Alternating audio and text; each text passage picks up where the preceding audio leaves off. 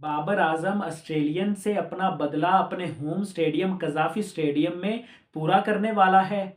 जिस तरह से बाबर आजम बिग बैश छोड़कर अचानक रातों रात फैसला करके पाकिस्तान लौटे हैं, क्या ये बात सच है? एक रिपोर्ट के मुताबिक कि अगले मैच में फ्राइडे को खेले जाने वाले मैच में बाबर आजम को सिडनी सिक्सर्स ड्रॉप करने वाली थी। क्या बाबर आजम को सिडनी सिक्सर की मैनेजमेंट ने थैंक यू वेरी मच बोला? क्या उन्होंने ये कहा कि बाबर आजम आप अपनी वापसी की राह देखें, हम इससे आगे आपको नहीं खिलाएंगे? सबसे पहले तो मैं ये बात करना चाहता हूँ, ये वही बाबर आजम है जिसके पोस्टर्स लगाए गए, जिसका वेलकम किया गया, जिसकी वजह से बिग बैश की फ़ैन फॉलोइंग को बढ़ाया गया, जिसकी बदौलत सिडनी सिक्सर्स की फ़ैन फॉलोइंग को बढ़ाया गया। ये वही बाबर आजम है जिसकी हाइप बहुत ही ज़्यादा क्रिएट की गई बिग बैश लीग में। अगर हमने देखा, जहां पर भी सिडनी का मैच हुआ, इतनी आवाम, इतने लोग हमें दूसरे मैचों में नहीं दिखे, इतने उनके लोकल प्लेयर्स को सपोर्ट नहीं किया गया, इतना उनके स्टार्स को सपोर्ट नहीं किया गया। इतना कभी भी मैंने नहीं देखा कि दूसरी तरफ मिचमाश खेल रहे थे, मैक्सवेल खेल रहे थे, मार्कस स्टोइनस खेल रहे थे, लेकिन इतना रश उनके मैचेस में नहीं था जितना बाबर आजम को लोग देखने आते थे।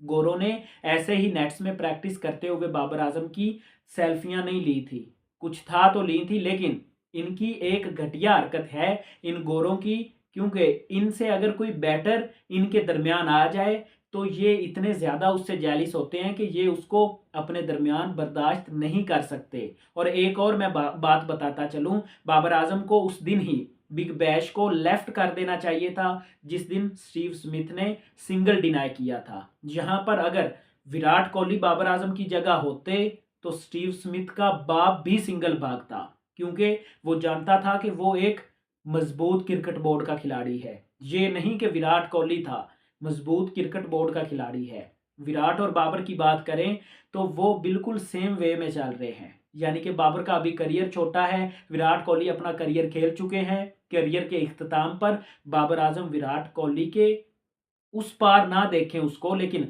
उसके आस-पास ज़रूर चले जाएँगे, ये मैं श्योरिटी से कह सकता हूँ। अभी बाबर की 8 से 10 साल क्रिकेट, पीक की क्रिकेट बाकी बच चुकी है। बाबर आजम को अब करना क्या है?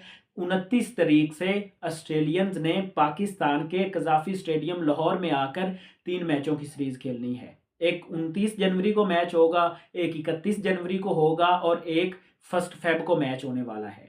इन 3 मैचों में बाबर आजम उनके मुंह पर जोरदार तमाचा मार सकता है। बाबर आजम उनको उनकी औकात दिखा सकता है। बाबर आजम अपने आप को प्रूव कर सकता है और उनको ये बता सकता है कि ये था बाबर आजम जिसको आपने डिसरिस्पेक्ट किया, जिसको आप डिजर्व ही नहीं करते थे, जिसको आप बिग बैश में डिजर्व ही नहीं करते थे। ये वो बाबर आजम है, किस तरह से आपने उसके ऊपर थूका है। ये वो बाबर आजम है, इस तरह से बाबर आजम खेलता है। और बाबर आजम के पास बहुत ही गोल्डन चांस है इन एशेज को दिखाने के लिए कि किस तरह से ये स्टार बल्लेबाज खेल सकता है, क्या इसकी परफॉर्मेंस है और किस तरह से ये पेल सकता है। सेम 2021 के वर्ल्ड कप के सेमीफाइनल में जिस तरह से ऑस्ट्रेलिया को सिंगल हैंडली रिजवान और बाबर ने शुरू से धोया था, हैजलवुड को, स्टार्क को धोया था, एक दफ़ा फिर से बाबर के पास गोल्डन चांस है। उसका फेवरेट स्टेडियम होगा, उसका फेवरेट क्राउड होगा, most favourite player Babar Azam वहां पर खेल रहा होगा